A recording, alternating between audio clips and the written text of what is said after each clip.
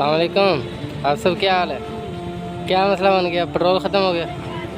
बैठ जाए, मैं धक्का लगा देता हूँ, कोई मसला नहीं। बैठ जाए आप।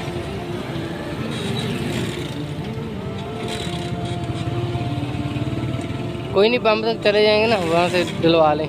चले थोड़ा सा ना आगे करा, थोड़ा उस साइड पर रख।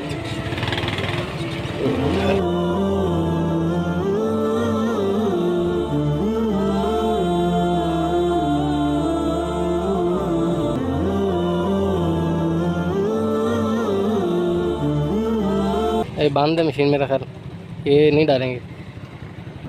रूम पर चले जाते हैं, मैंने वैसे भी आगे ही जाना है।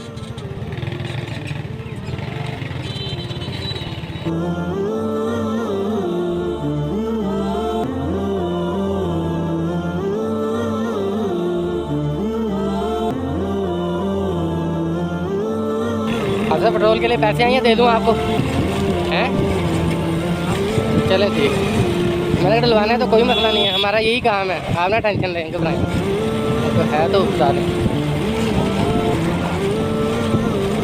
हम भी आना, चलो ठीक है, ओके।